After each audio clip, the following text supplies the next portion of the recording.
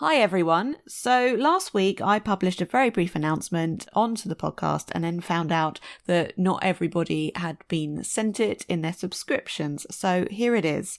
On Wednesday the 26th of February, I'm very happy to announce that I will be holding my very first podcast live show. The guests will be Alex Hay, Stacey Thomas and Lucy Barker, and it will be at Goldfinch Books in Alton, Hampshire. If you want to come, do book your tickets soon. There are a limited number available and the ticket link is in the show notes.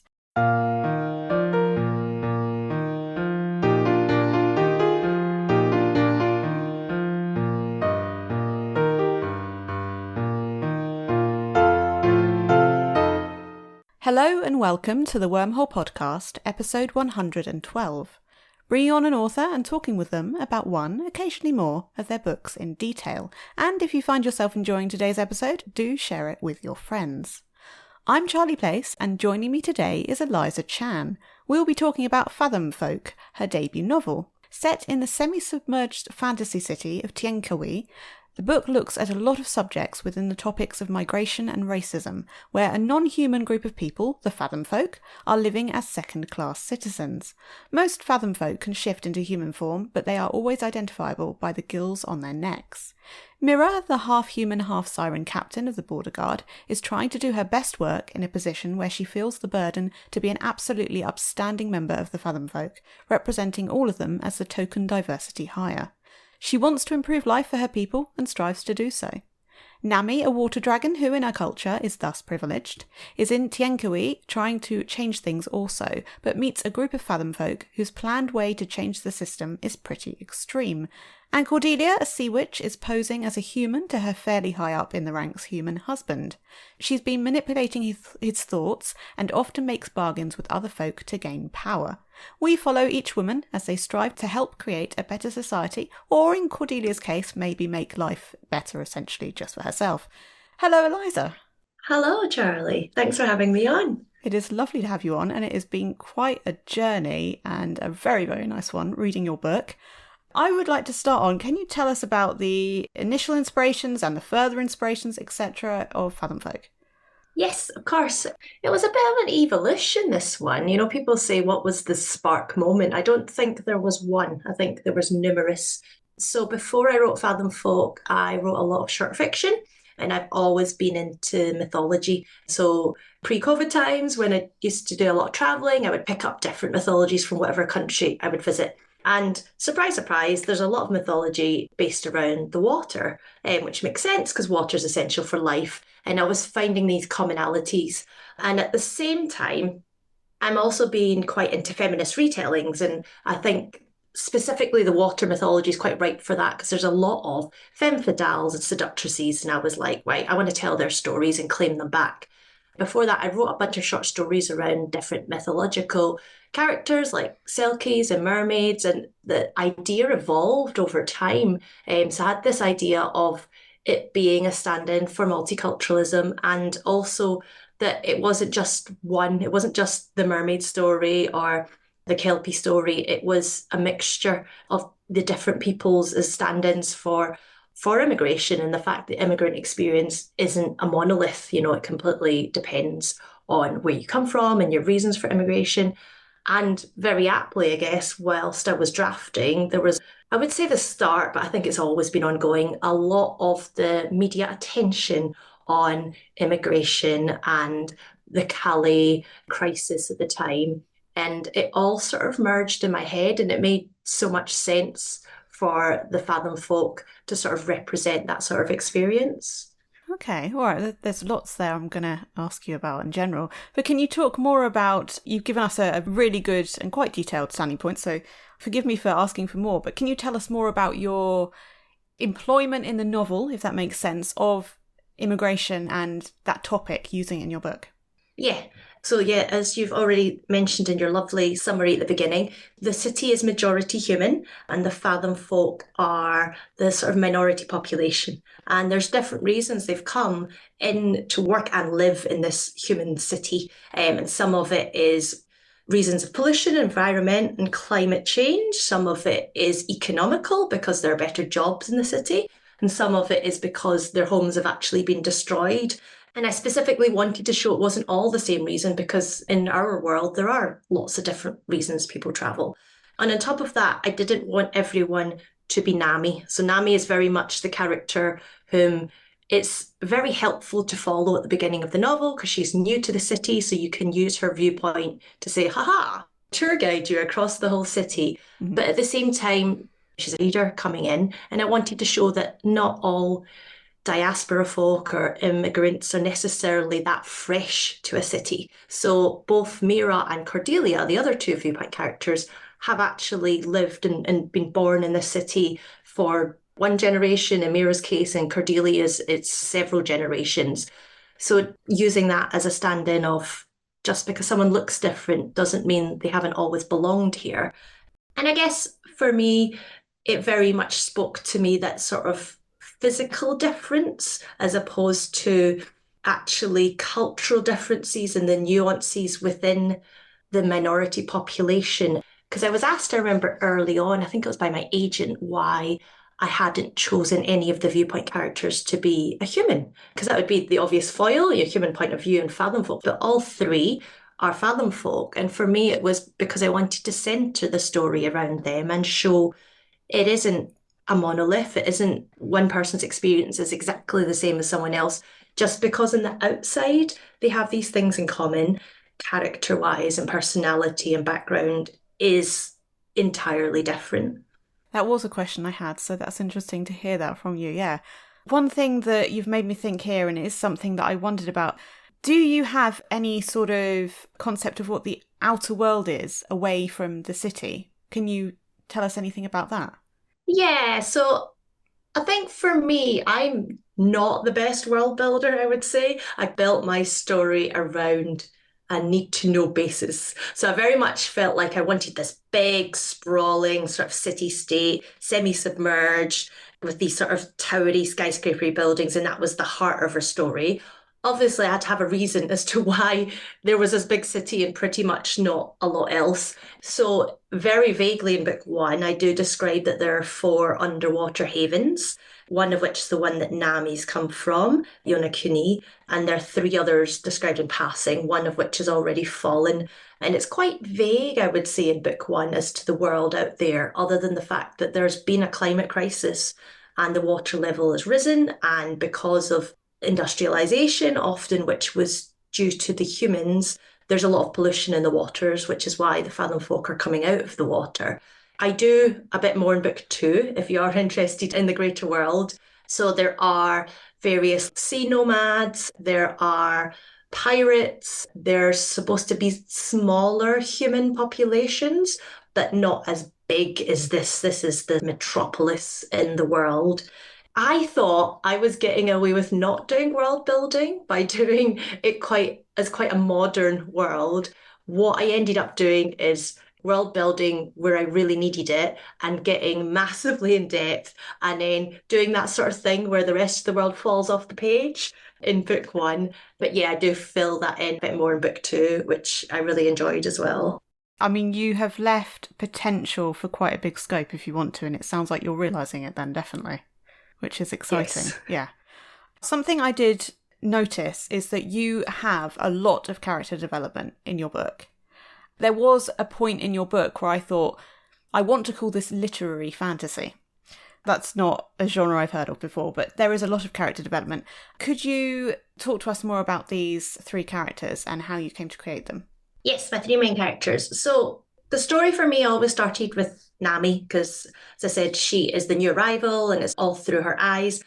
And I kind of wanted a character that is very angry at the injustices in the world and basically wants to punch something. She wants to change it immediately. She is sick and tired of people saying, we'll take our time and that's not the way you do it and you don't understand. She's very young and she's full of a lot of anger and her heart's in the right place. But I also wanted to portray that when you are that angry, and often when you are that young, you may not have the full picture. And she very much blazes guns in sort of person that doesn't really think through the consequences or think the wider picture of things.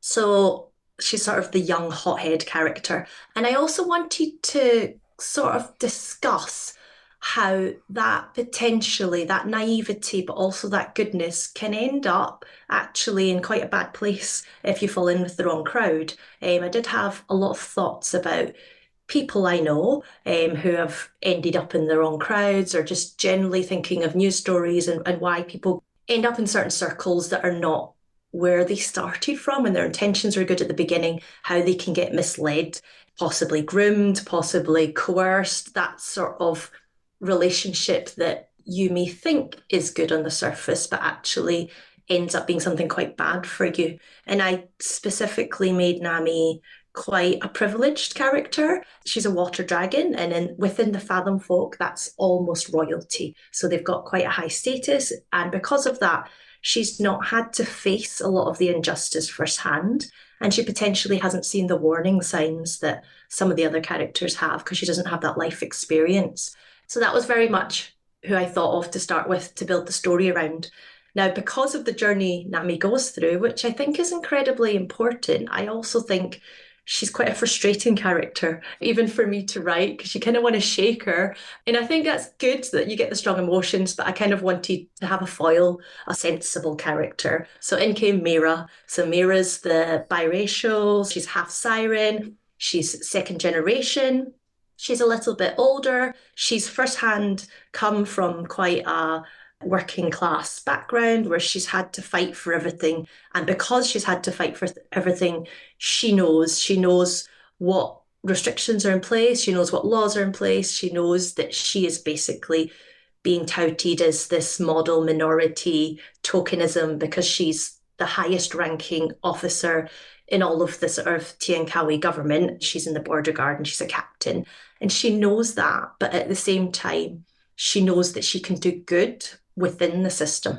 And for me, it was the opposite way of change. Some people, as you say, allegorically to our real world, there's a way of changing the system from within by changing the laws, by showing people that you aren't just a stereotype. And she's the very slow and steady one. In many ways, less exciting in this novel. She's not going to punch things as easily, but it's also really important for me to portray that difference.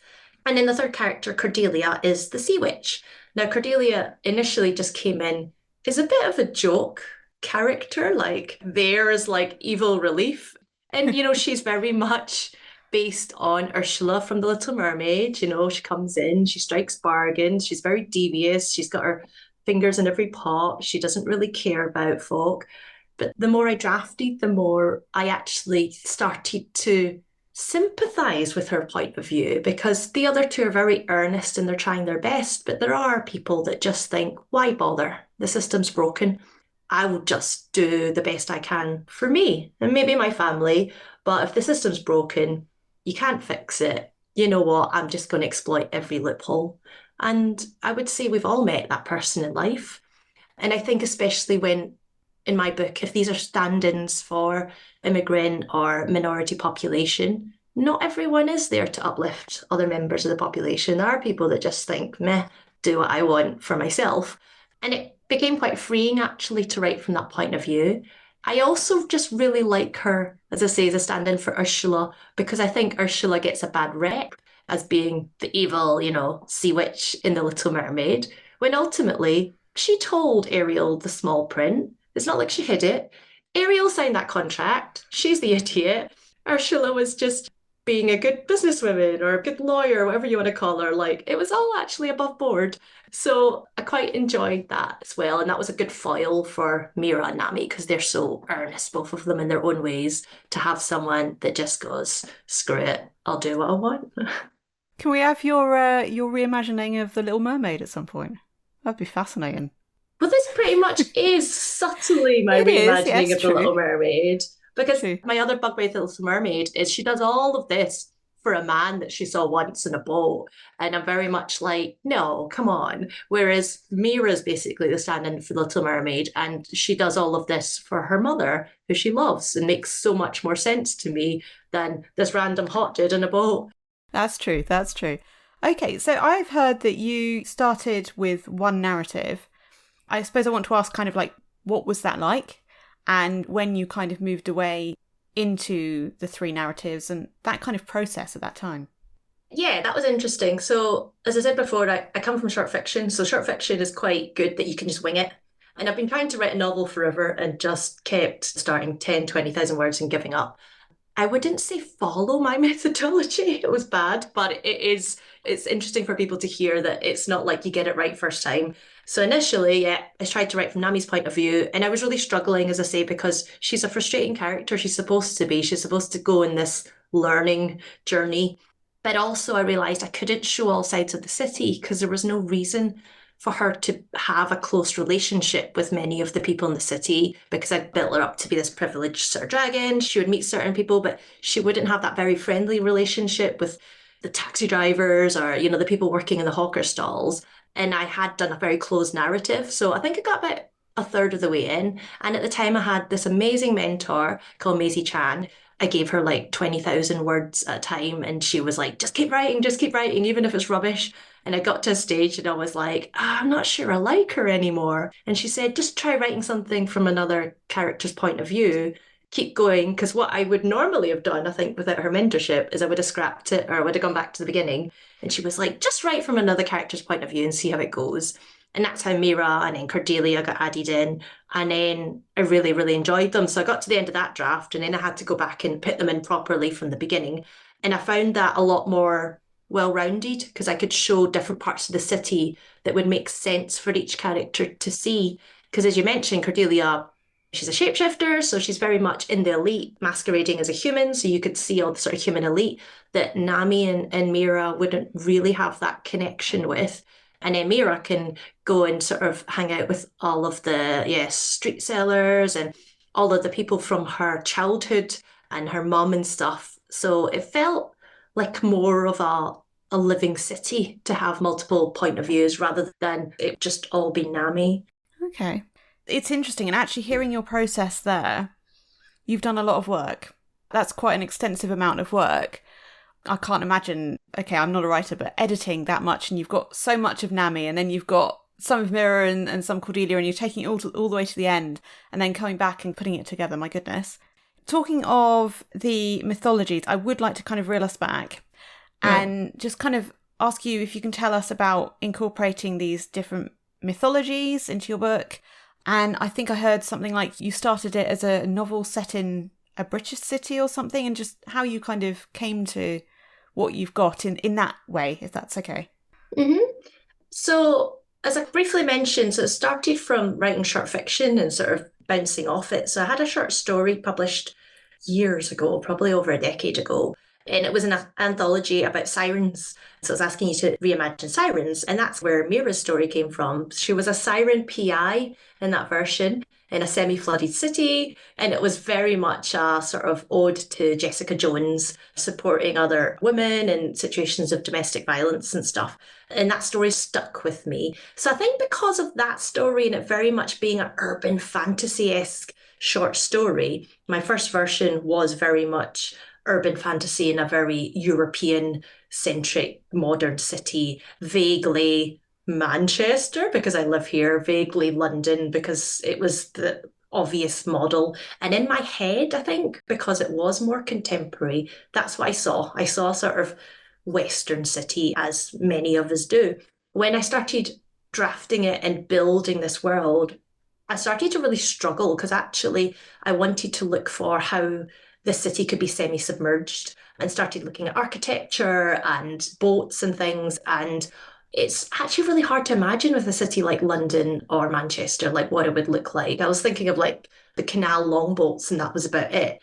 And everything I kept seeing would take me back to my travels and pictures of East and Southeast Asia, which makes so much more sense in hindsight because they are already dealing with monsoon rains, with rainy season, with typhoons.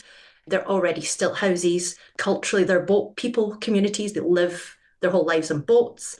It's right there, basically. And I was started thinking, what am I doing? Why am I trying to set this in a Western city? And I think it's just one of those things that evolved and it very much taught me that even in my head, because, my background is I'm from the Chinese diaspora and I do write Chinese characters and Asian characters, but I think my head, I was thinking, if it's going to be that sort of fantasy, Asian fantasy, it would be your proper untamed, wuxia, sea drama, historical vibes. And when I was thinking modernity, I didn't initially do that. And even I reflected and thought, why? There's this weird cultural bias that I'm assuming modernity must equal Western.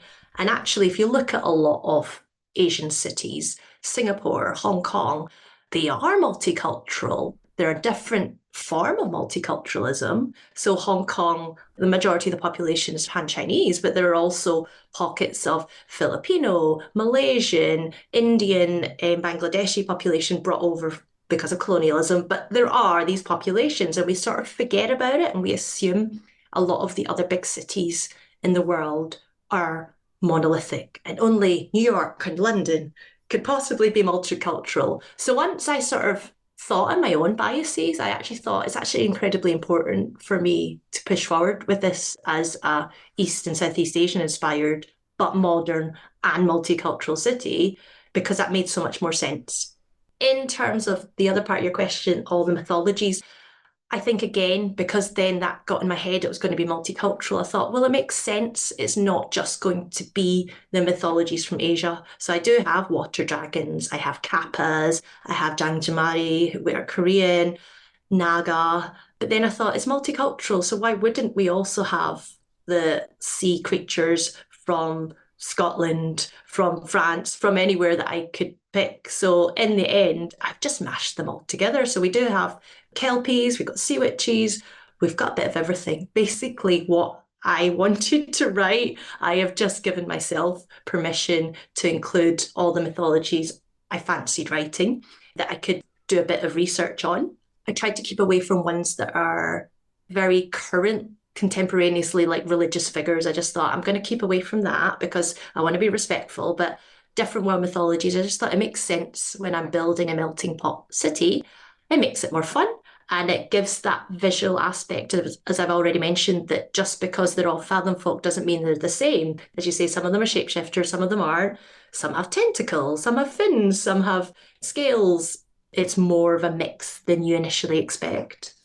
I mean, as a reader, I could keep up with it, because I suppose we've got it there. That must have been very difficult for you to keep up as a writer. It is. I have my own little document with all the sort of like glossary, I guess, of like, yeah, which culture and roughly which appearance we think each of these have. Yeah, that was really fun to refer back to. And I think in hindsight, if I was doing it again, I would have asked there to be a glossary, I guess, included in the book, but I didn't think of that at the time. But I think I'm also slightly nervous because obviously some of them, depending on oral traditions and where you read, some of them say this creature looks like this, and then another source will say actually it looks like that. So I quite liked keeping it a bit vague in that way. Reader interpretation, yeah. There was something, I'm big on my history, so I heard something there that I want to ask you. Correct me if I'm wrong. It seemed to me that at some point you considered doing it historical. So not, okay, so what I think is one day I want to write a sort of historical fantasy based in, like the very ancient China, but with magic that is in many ways quite trending at the moment. And I do think it's due to a lot of sea dramas like The Untamed and those, because they're beautiful and they're sort of like wuxia based. And I love watching those dramas.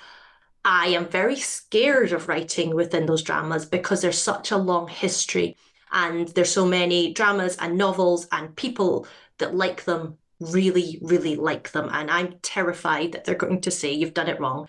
And I think in my own head, thinking I'll do something more modern. So Tiankawi is very much, I would say somewhere between like 1930s to 1950s technology, but Singapore or Hong Kong. I thought I was getting away from anyone saying you've done that wrong because no one could tell me I'd done it wrong because it's semi-submerged and it's Asian and it's 1930s to 50s. Whereas I think there's certain time periods which I love reading and I love watching, but are massively beloved by a large population. And I would like to have the confidence to do it one day, but I'm also scared that everyone's going to say, well, you got this fact wrong and that fact wrong and that fact wrong. Yeah, so that's what I meant when I was referring to sort of like the ancient history sort of stuff. Okay. Book 6 or 7, you can do it. I'm slowly going. I'm going backwards in my timeline, so I'll get there eventually. Yeah, yeah. That's interesting to hear about your rough, was it? You said 1930s to 1950s. Because, yeah, I think I picked up on that. Whether that was just the way that my head went, I guess you said something in the book that made me cotton on to that bit. Mira's role as captain the border guard, we have that straight away. But we've also got with her, we've got her and Kai's relationship. Yeah, I'd just like to ask you about like the significance of that and where Kai came, or when Kai came into the novel for you, because he's not a main character, but he's certainly significant in his own way. Okay, for me, there's a couple of things with Kai and Mira. I think, firstly, I wanted to show a mixed race, multicultural relationship that was not based in, this sounds bizarre, but based in whiteness. Often, what we see in the media is a mixed race couple where one of the couple is white and the other one is a person of color. And I wanted to show very much there are two people of color and they can still have their differences because they're from different cultures. And so Kai is another water dragon, so he's the older brother of Nami, and therefore he, similar to her, is from a very privileged, different background, but him and Mira are already an established couple. So that was my second thing. I really wanted an already established couple. I think Nami has all of her single flirtations going on, which I think is quite a staple of fantasy, but it's very rare that we see a couple that's, yeah, established. And, you know, they have their arguments, they have their differences, but they never question the whole novel, their love for each other. That's not the issue. Other issues come up, but they're very stable. There's not any, I'm worried that he's flirting with this other person, or none of that stuff, because they're more mature, they're a bit older. And I think for me that was important because I think we get fixated with the sort of first love in fantasy, which, you know, is obviously very exciting when we have it, but also a lot of people, myself included, are in more mature relationships, stable relationships, and that's not often portrayed within the fantasy genre. So that was a definite reason I had him in there. I think the third one I was going to mention is, okay, so we're going into spoiler territory now.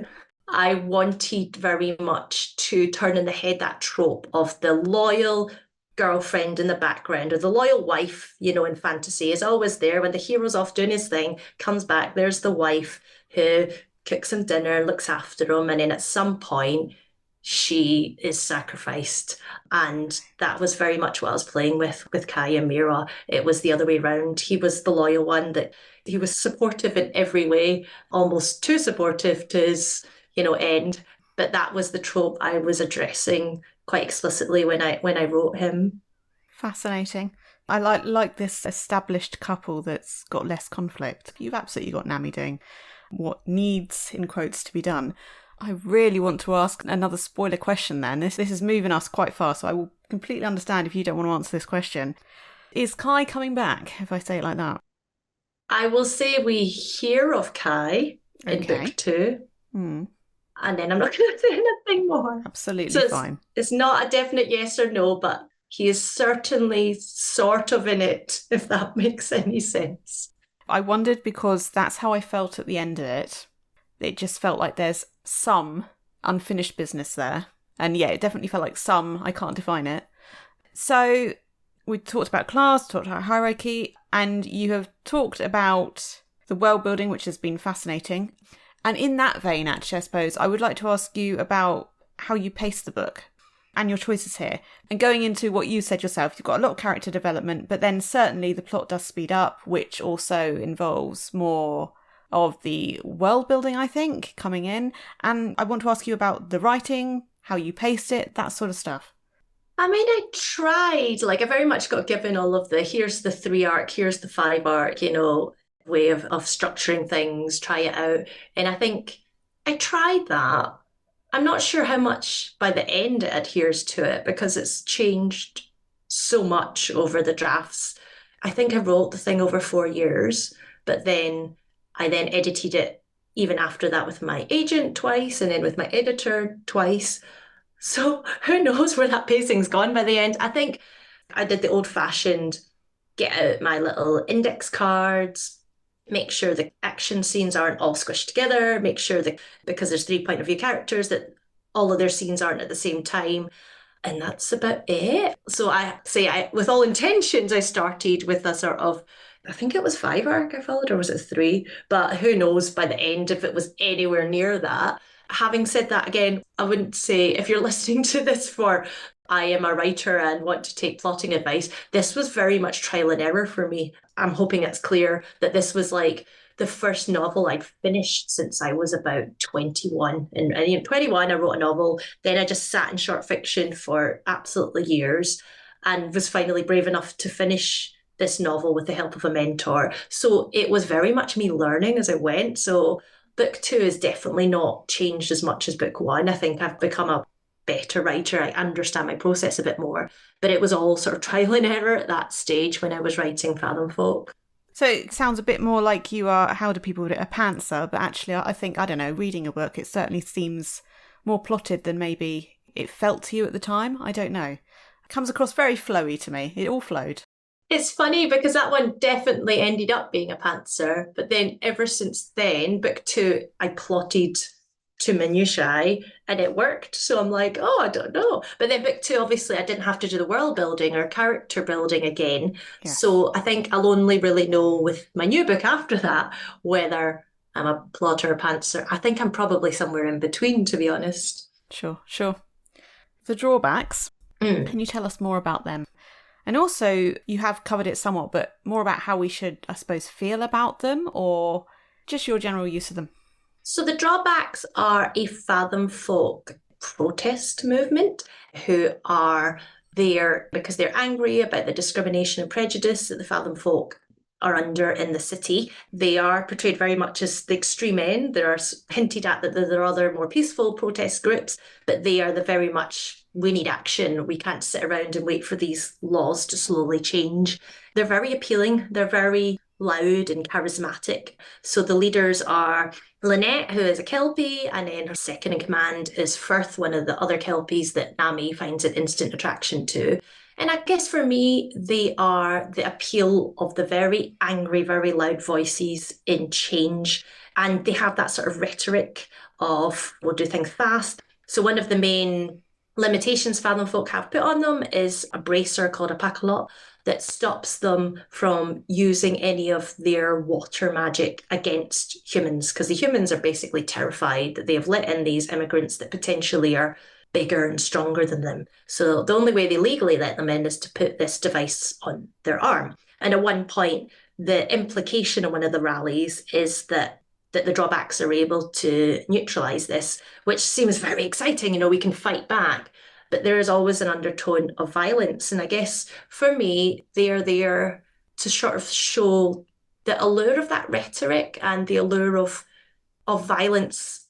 Because I do think there's certain ways in the novel that there's a need for some level of change, but have they gone too far? And I very much wanted the book to ask questions about this and not necessarily give you a definitive answer, but they're definitely the stand-in for pure violence going too far. Is this the right way? Because the system is broken, for sure. It's definitely broken, but is that the best way to fix it? The novel is basically there to show different people's interpretations of how to fix it without necessarily saying this is right and this is wrong. There are aspects of each that are potentially a good way forward, but I wouldn't say one on its own is necessarily the right way. And I think also I had a lot of thoughts about violent protest, and I'm not sure if the novel shows all these, but generally about the fact that very few peaceful protests enact change. A lot of times it has to result in violence for it to be brought to the media or the government attention for there then to be change.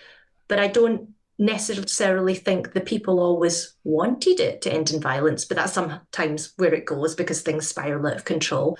And I guess for me, it was very much thinking about this and thinking, what if the group were deliberately pushing for violence?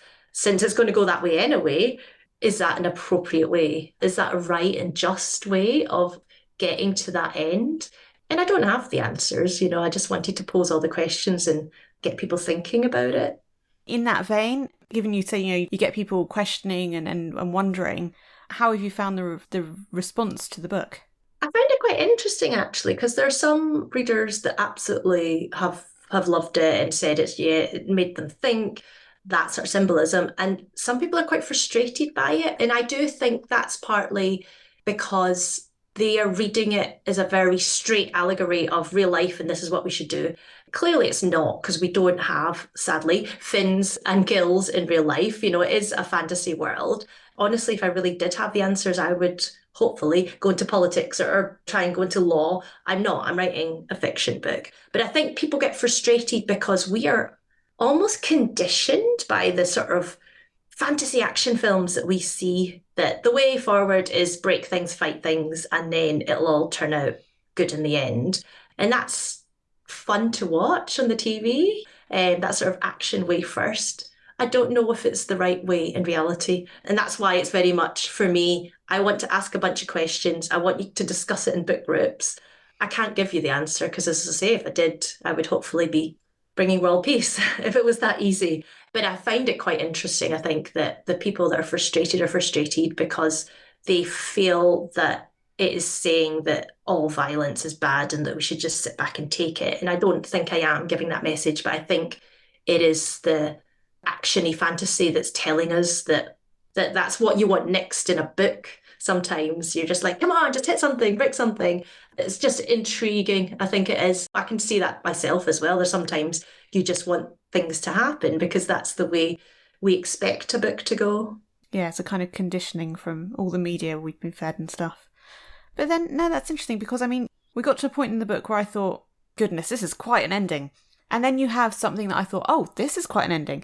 And it's interesting then that you've got, in the context of what you've been saying, you've got these different elements where, again, as you've been saying, it's not just the action movie, go towards the end, get the big battle, etc. You've got different things happening.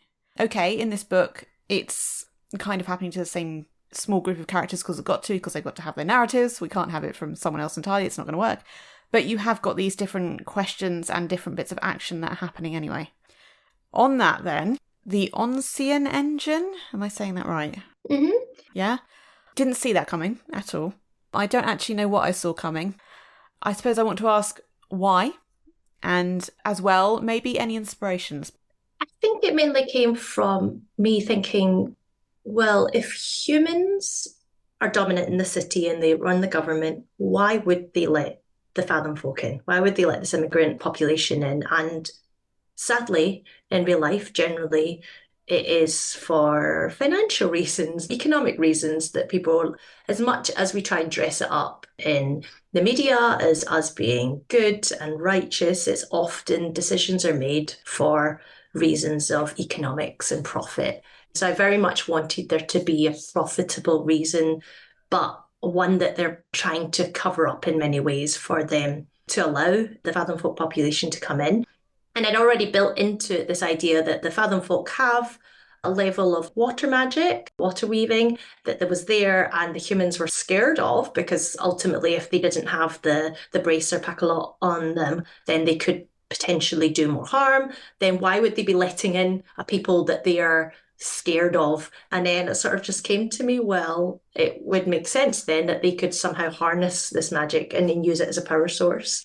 There are nods. I'm sure this is a spoiler if anyone has not read N.K. Jemisin, to N.K. Jemisin's the 5th season books as well. I'm not sure if I read that book during drafting or not, but it obviously came from a similar place in our heads of, a group of people being used essentially for energy. And, if you think about real world, like I say, politics and stuff, it often is the bottom line, isn't it? The narrative that's hidden behind the we're helping because we're the good guys is because there's oil there, or because there's resources there, because we want something from that community. So yeah, that's how it came about. That is fascinating. It really was quite... Well, that's where we really took a turn, I think, into the science fiction. Talking of the further bits of the book, going back to the mythology, you've got the use of dragon pearls in the book, which is at the start of the book, and it's also at the end of the book. I'm just wondering if you could talk more about your use of this.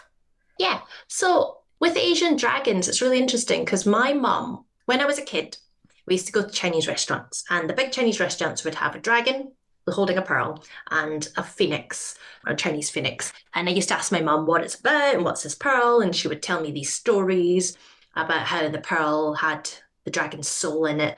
And the phoenix would say, like he would fall in love with the phoenix, and the phoenix would say, but I want a present. But if he gave up his pearl, he would die. And I was like, oh, this is a marvelous story. And then when I got a bit older and I read Chinese mythology books, and I couldn't find the story anywhere. And to this day, I don't know if my mum just made it up to keep me quiet in the restaurant, or if it's like from her oral tradition and that's just the story they told. But dragon pearls, there's actually a lot of debate about what they represent. So you will nearly always see an Asian dragon holding a pearl, but there's various stories where it represents a wish, it represents abundance. So there are stories where someone's given the pearl and they put it in a pot of rice, and the next day they have tons of rice. They put it in a pot of gold, they have tons of gold. There's other ones where it's literally a wish, almost like a genie in the lamp style wish that you can make with the pearl. Sometimes it's power. It's basically not clear what it is, depends on which various folktale you've taken it from. And I thought this was really interesting, and I thought I could play around with this. And for me, it was very much, well, if it's going to be some sort of big wish, it has to have a downside. Otherwise, it's just fix everything. Where's the downside of having this wish? So that's why I've built into the world that basically the pearls, they are wishes, but to use them, you basically have to sacrifice the dragon's life. So I'm taking back to my mum's story, whether or not she made it up. There we go, mum, she's part of the book. But then for me, like dragon pearls, literally, they look like little eggs. And I thought, well, why not make it into both the idea of an egg? So, an egg being the potential for something is unhatched as yet. And so there is in the, like I say, the opening scenes, the dragon pearl is part of a lighthouse. It's used as a light, and it is literally the unborn potential of a sibling of Nami and Kai. It's their unborn younger brother or sister, but it's being held there as this lighthouse beacon, also as basically part of the diplomatic relations between the underwater haven and the human city, so that they know that there's one more, but they haven't hatched it, because if they hatch it, potentially the Fathomfolk will be too powerful. So that's why it's sort of kept as a captive, but also as a symbol of hope. And I just love the fact it could be this multitude of different things at the same time. Okay, well, you said, and I keep thinking we've got to bring it up, you've said about your mum. So I'm going to go to mothers, Mira's mother, and also, if we put it together, friendship, because we've got Dan particularly. Can you talk about the theme, I suppose, of motherhood in terms of Trish, Mira, and friendship in the book? So I love looking at mother-daughter in particular, but mother-to-child relationships, because I don't think they're well explored necessarily within most of the fantasies I've read. And I think mother-daughter relationships are so important to me. And I think there's a lot of tropes about the tiger mum in Chinese culture, very angry, very, you must do this and you must overachieve. And I think there are different forms of motherhood. So Trish, as you mentioned, who's Mira's mother, is very much this very nurturing mother who is incredibly supportive, is a bit of a nosy auntie matchmaker, but in like the nicest way possible. And actually her character very much pulls Nami and Mira's friendship together, because she's sort of the gel. There are other mothers also in the book. So Cordelia is a mother, and she is the opposite. She really is the tiger mother who is sort of very ambitious for their children, but also very cold and standoffish. And I wanted to show, different forms of mothers. And then very briefly, Nami's mother is at the beginning, Zhang Li, who you see more in book 2. But I wanted to show there are different ways to be a mother. There's no right way. And in a way, there are different forms of love. Is it love? Is it, it's a different way of expressing your love for your child, which is debatable whether you agree is a good way of expressing it, but they exist. And that's why I wanted to show those different relationships. I would say with the friendships, Dan, to me, he was a very grounding character for Nami. He's like her only friend from the havens that you then meet in the city. And he's one of the few people that is not sort of intimidated by her status as this water dragon, because basically he's a kappa. Kappas from Japanese mythology. If you don't know what they look like the cross between a duck, a frog, and a turtle. If there was a hierarchy of Fathomfolk, he'd be quite low down because he can't shapeshift. He looks quite small and strange looking, whereas a lot of the others, like the water dragons, can make themselves look humanoid. They're seen as quite beautiful. They have a lot of magic, and he doesn't. So he's almost one of those characters where he's the only person she knows that's from a different background, because he's supposed to be the scholarship kid when they're in the Havens, but also he doesn't really give a damn like if he gets in trouble for telling her off, because he's so far down the hierarchy that he's just like, I'm just going to be me. In a way, she needs that grounding force, but she doesn't have it for a lot of the novel because he gets imprisoned for part of it, so he only comes back later. In a way, she needs someone like that to sort of keep her on the right path, and his absence in a way is very telling, to have the voice of reason next to her. But generally, I really wanted to explore different friendships. Like the friendship that grows between Nami and Mira, to me, was also quite important, because I think you see male bonding often in fantasy books, like Band of Brothers style. And I think sometimes women are either rivals or they end up being lovers, which is great. But I just wanted to see a very platonic friendship in there as well. No, I like how Dan, I want to say, comes into his own as a character, in that where he is in the background, where you're shifting him within the drawbacks, and you kind of bring him into the fore that way, without giving him a narrative, which is fascinating. He's really brought to the fore. Something I found really fascinating is the Titans and their role in creating the city. What was the sentence that the whale says through Mira? It says about how there was a sacrifice to help the city. Can you just tell us more about this? Your use of Titans and gods, I suppose, and yeah. The use of gods is funny because I've always found religion in fantasy books. I've struggled with it a bit. So I wasn't actually expecting to add it to my own fantasy book, and then it ended up happening. I wanted to look at small shrines and folk traditions. You know, things like you might have someone that would make a sign of blessing or have a special amulet that they always touch, and having those little things around the city. So they have little shrines to the sun gods. To me, it was very much an ode to people like my mum that would have their little shrines at home to worship local deities, but very much cast it in. That's a very old-fashioned thing. You know, that's something the elders do. It's not really believed because Tiankawi is a very modern city, and so a lot of the people in it are like, that's just the old ways that they do. But I also wanted to show that actually the old and the new, it can be founded in something. So again, for me, looking at cities like Hong Kong, like if anyone imagines it, is an incredibly modern city, but it's also an incredibly, I don't want to say superstitious, but superstitious city. If you go to many buildings in Hong Kong, there isn't a 14th floor because the number 14 is bad luck. Yeah. It's not seen as something in opposition, that you can have that level of modernity, but also that level of folk belief.